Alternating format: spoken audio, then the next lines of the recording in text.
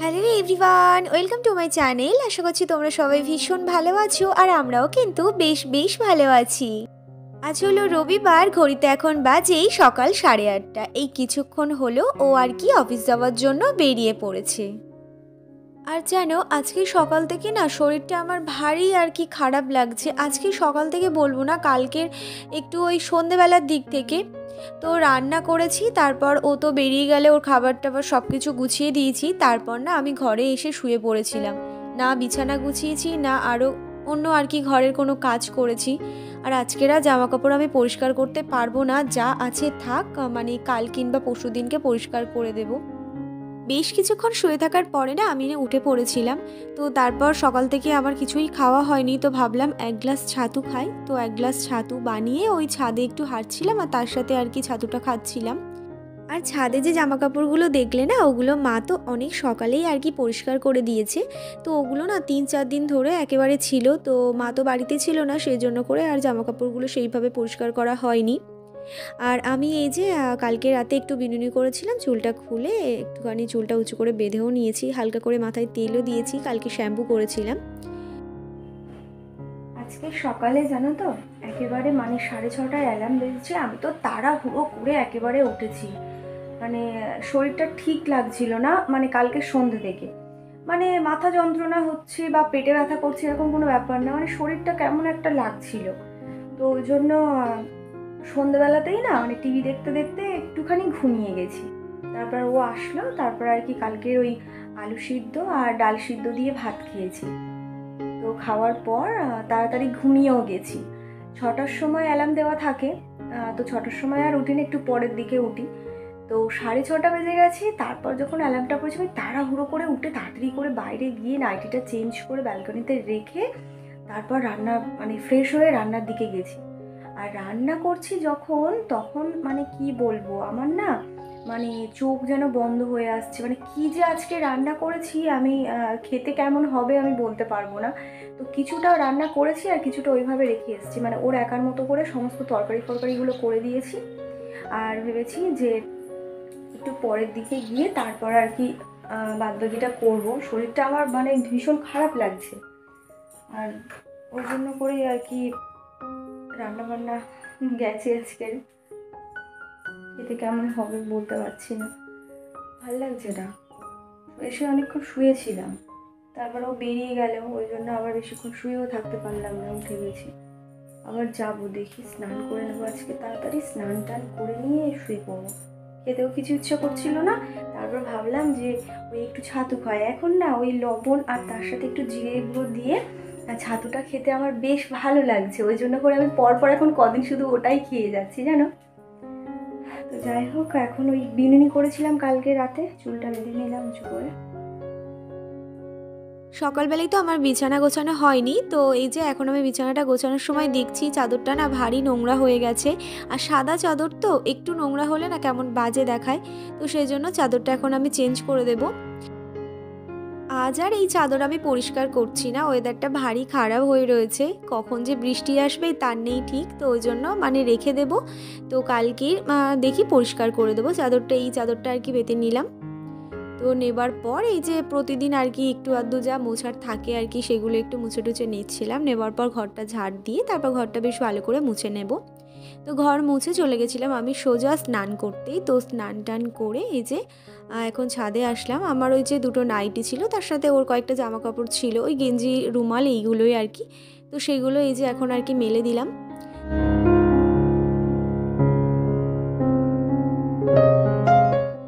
মাথা থেকে গামছাটা খুলে চুলটা বেশ ভালো করে আর কি মুছে নিয়ে একটু সিঁদুর পরে নিলাম, হালকা করে মাথাটা আর কি সামনে থেকে একটু আঁচড়েও নিয়েছি। আর এখন চলে যাব আর কি খেতে।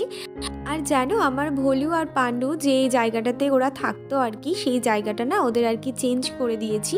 আমার ওই বিছানার পাশের যে জানালাটা রয়েছে, তো সেখানেই না দু কোণায় ওদের দুজনকে রেখে দিয়েছি। আর এইখানটা রেখে না দেখতে বেশ ভালোও লাগছে, এই যে এখানে একজন রয়েছে আর এই যে এই সাইডে একজন রয়েছে, দুজন দু সাইডে বসে রয়েছে। আর ওই যে ওরা যে জায়গাটাতে থাকতো সেই জায়গাটাতে ওই টলিটা আর কি রেখে দেবো। তো একটু মানে প্লাস্টিকটা দিয়েছিল টলির সাথে, ওটা মুড়িয়েই রেখে দেবো আর কি, নইলে যা ধুলো পড়ে না।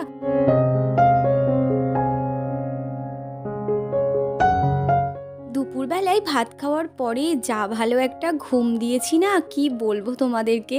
তো যাই হোক, ঘুম থেকে উঠে এই যে বিছানাটা একটু আর কি ঠিক করে নিলাম, আর এই যে কাঁথাটা গায়ে দিয়েছিলাম সেটা একটু পাট করে রেখে দিলাম। জানো তো, যতই গরম হোক আর যাই হোক, আমি না গায়ের উপর কিছু একটা না ফেলে ঘুমালে আমার ঠিক ঘুম আসে না। তো সেই জন্য করে না, আমি যখনই আর কি মানে ঘুমানোর জন্য বিছানায় শুই, তখন আমার কোনো কিছু একটা চাদর হোক, ব্ল্যাঙ্কেট কিংবা হচ্ছে একটা কাঁথা, এরকম টাইপের কিছু একটা দরকার, নইলে পরে আমার একেবারেই ঘুম আসে না। আর আমি সেই যে জামা কাপড়গুলো মেলে চলে গেছিলাম ঘরে, দেখছি এখন না বেশ ভালো মতো শুকিয়েও গেছে। ঘুমানোর পরে না দেখছি শরীরটা একটু সুস্থ লাগছে। আর এখন ওই 6টা মতো বাজে, ভাবছি গিয়ে রুটিটা বানিয়ে নেব। রুটি আর তার সাথে দেখি কি বানাই সেটা বানিয়ে নেব। বেশি রাত করবো না, তাহলে পরে মানে রুটিটা বানালে না আমি সন্ধ্যেবেলাটায় একটু কিছু খেতে পারবো, মানে খেতে পারবো তো রুটি একটা খেয়ে নেব।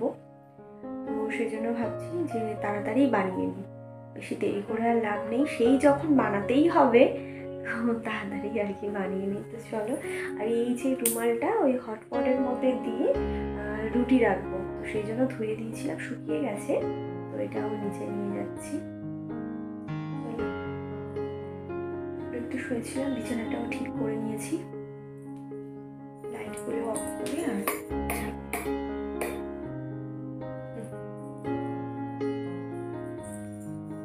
একটু ঝোল খাই।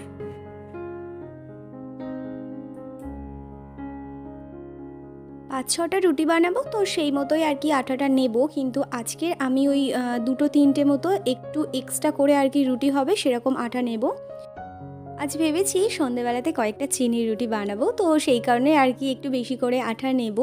আর আটা মাখতে মাখতে না একটু বেশি করে জল পড়ে গেছে, তো আমার না ওই 7-8টা রুটি বানানোর জায়গায় আমি ফের আবার 2টো এক্সট্রা করে আর কি রুটি বানাতে হবে। কিছু করার নেই, ওই বেশি জল পড়ে গেছে, তো ওই জন্য আমাকে আবারও আটা দিতে হয়েছে। তো যাই হোক, আটাটা মেখে এখানে ওই আলু পটলের তরকারি বানাবো, আর তার সাথে ওই বাপির জন্য আর কি বাপির একার মতো করে তরকারি বানিয়ে দেবো, কালকের অফিসে নিয়ে যাবে, তো সেই জন্যই আর কি।